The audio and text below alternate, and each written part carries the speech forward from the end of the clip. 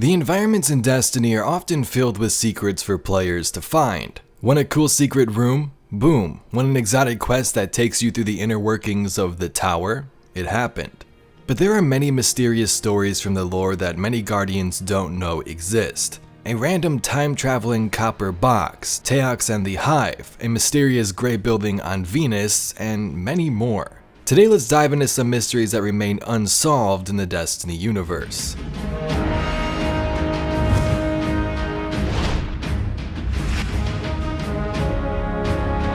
Before we jump right into it, today's video is sponsored by Raid Shadow Legends. Now, as most of you may know, this game has a lot of champions for you to play and customize, but there are also a variety of bosses you can take on, like the Guardian of the Void Keep, Malik Kavar. This guy was a priest of the light at one point, but he had an epiphany while stargazing one night. The way he saw it, light wasn't much of anything without the darkness. Maybe he was right. Maybe not, but his fellow priests didn't care for it and they kicked him to the curb. Lucky for us, he went off to master the magic of the void, so we have a nice supply of void potions to ascend our champions with. Now this personally has to be my favorite part about the game, the story. Mixing an epic story like Malik's with the mechanics and all the different champions really brings so many opportunities to customize the way you want to play, and you even have your own social space and ways to upgrade your player. Speaking of customization, new to Raid is the Guardian Ring. This feature gives you a load of new ways to use your champions, including a whole faction guard system, a new way to get legendary champions that you missed out on previously, and an entirely new way to upgrade your favorite champions. If you want to get a head start, click the link or scan the QR code on screen. New players will get a new hero, 200k silver, an XP boost, energy refill, and one ancient shard. So if you want a highly customizable mobile experience with tons of champions and an epic story, give Raid a go today. The Gray Building on Venus. This story revolves around a building on Venus that is pretty puzzling. From the description it says it doesn't look human or Vex, so what is it? The first traces of this mystery were seen back in Destiny 1's Grimoire card from Ghost Fragment Golden Age. In this card, a father is leading his son to this gray building and speaking about various things. Father was standing beside a big gray building. "This is what I want you to see," he said. The building had no doors or windows. Inside the gray building was a diamond wall. A projected sky floated above us. It wasn't our sky, alive with metal and light. Nothing about the grayness was wet and nothing looked alive. I never seen a sadder piece of ground. So some of that text there was jumbled together. That's not the whole card, but you get the basics of this building. Some weird diamond wall and machine inside, and a projected sky floated above them. In the Sjur's Wrath card, things get even weirder though. This is the story of an Elixni leading a guardian to this place when Sjur, a guardian who hunts stasis users, kills the guardian. The Fallen speaks. "You see? Still protected. Valuable." Hurrying up a shallow set of rubble-strewn steps, a short Elixni bearing the crest of House Light pauses, gazing back at the chrome-armored guardian moving up the steps behind him. The Elixni looks the guardian up and down, then motions to the stark silhouette of a gray concrete block building rising up from the Venusian overgrowth. "This ain't the academy proper," the guardian says on ascent, watching the hazy sky for signs of danger. Moisture clings in glistening beads to his reflective mask. His dark hood shields him from the rest of the elements. The hell is this place? The Elixni tilts his head to the side, four eyes blinking independently from one another. Not human. Don't know, but machine inside. So both of those cards from Destiny 1 and 2 mention a machine being inside a gray building that's not human or presumed to be Vex. So what do you think? Will we learn more about this building someday? Was this just the Vault of Glass that got repurposed into a Destiny 2 card into something else? Let me know your thoughts below. The Time Capsule Copper Box on Venus. So this is a story where we might have the answer to, but the origins of it are weird in itself. In Destiny 1, there's a Grimoire card which introduced this mysterious copper box that was found and studied, I believe, on Venus. The card is called Ishtar's Sink, so I'm assuming that's where this box was. The box appears to be copper. The red lid is dented, one hinge shattered. Inside waits a small quantity of the finest, driest powder, more brown than gray, more blue than green. The greatest minds in creation make quick work of the material. The powder is weighted by the grain and studied close and remembered. 100 billion bits of near nothing reside inside the copper box, all of them tiny and nearly spherical, all etched with the outlines of continents and islands and ice caps. Each sphere represents a planet, and some of these tiny globes match known worlds. There is one of Earth and one of Mars and Venus too. The box holds renderings of every habitable world in the galaxy. One of them offers a simple explanation. The box is a message. The message is the minuscule nature of the box's cargo. It's the image of 100 billion worlds barely filling 2 hands. But if so, who is delivering this message? What vastness do they wish to impress on us? Is it a warning, or an invitation, or a taunt? We then have a card introduced in Destiny 2 called the Red Box. In this card, a guardian named Lavinia is talking to Sjur about this red box.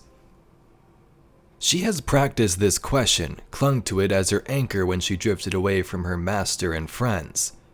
We salvage information from a ghost on Venus in the Ishtar's Sink. It described an artifact found by our Golden Age ancestors. A copper box, painted red, lightly damaged, full of dust. One of the individual motes of dust we found engraved maps of rocky worlds: Mars, Earth, Venus, other planets, maybe every Earth-like planet in the galaxy. Sjur lifts its grasping face. She sees an almost human curiosity, but stretched over the rack of an alien shape, a provisional superstructure cobbled together to make a man-like form, ever on the verge of failure. Planets, it says. My motions, in large part, depend upon their configuration. She doesn't shudder much. My colleagues say the artifact came from the Vex, as a warning that they would exist wherever we go.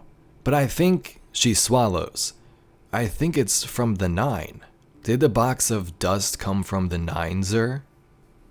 Sjur's golden eyes shine at her. I am here for a reason, he says.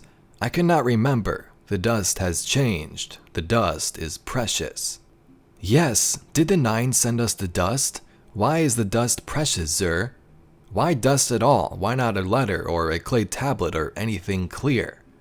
Blood, Sjur says, and makes a sound like a cough.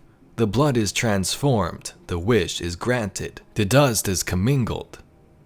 So Lavinia keeps asking why dust, and Sjur doesn't really give her an answer, besides saying this. Much of the dust was once cells, Sjur says, and coughs loudly. This dust was once of the Nine. It commingled, it was forever changed. That harsh percussive cough again. Dust to dust, one dust to another, the Nine are the flesh of dust. Lavinia realizes that the agent of the Nine is laughing. So this was much more a mystery in Destiny 1 when he only had that first card about this copper box and the who sent it vibe, but let me know your thoughts down below. Do you think this box belonged to the Nine with this dust, or is it something completely different? What happened to Sjur Eido? Sjur Eido's death is another great mystery we wish to know more about. Sjur was an awoken warrior and lover to Mara Sov. Back in the Distributary, she would battle Aldrin and eventually join Mara's team in terms of voyaging back to the solar system to help the humans. Sjur was there when Mara constructed the Dreaming City and had many interactions with Ahamkara and this wonderful place of mystery. One day though, Sjur Eido suddenly died. Listen to this quote. "This was on her body, Your Grace. A strange coin lay at the center of Abra's outstretched palm. Mara took it between thumb and forefinger and held it up to the cosmos with dainty contempt. Wergild, she thought. Powerful grief filled her chest, as thick and caustic and heavy as unset concrete. In a conversation with Mara when they first come to Seoul, Sjur says, "I know, that's when I'm going to die." To which Mara responds, "Unacceptable. You can't know that, Sjur. No one can know that. You won't die. I won't allow it." So multiple times, Sjur Eido had this feeling that she would die, but didn't know when. In the Wishender lore, we see her out and about in the Dreaming City, and then suddenly, she is killed. Before this happens, the word betrayed is seen many times. But why? Now the common theory here is that she was betrayed by Mara. That Mara in fact knew that she would die and the Nine would take her life. The Nine wished to study things with the Guardians. That's why we've went through these different tests like the Trials of the Nine and all of that stuff in the season of the Drifter. So they could have took Sjur's life to try and test things out, and Mara got some compensation out of it. Now this story has much more strings to it, of course, but that's the basic idea. I may make a full video on her soon and her death, but it still remains a true mystery to this point. The Emperor Raven and Taox.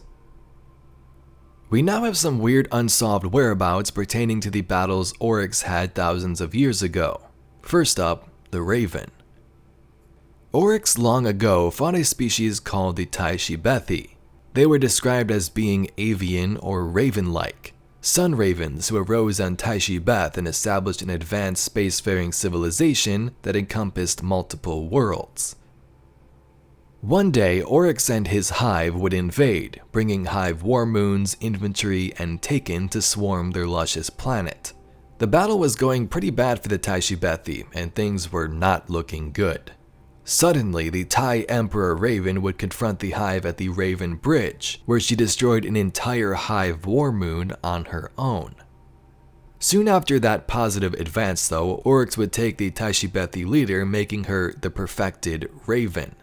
Now the cool thing is, this Raven could still be alive and is rumored to be under the control of Savathun. That would make a pretty cool raid boss. The other hive being that is still out there is Taox. Now Taox was once like a teacher to the three siblings of the Osmium King, Oryx, Savathun, and Xivu before they got those respective names.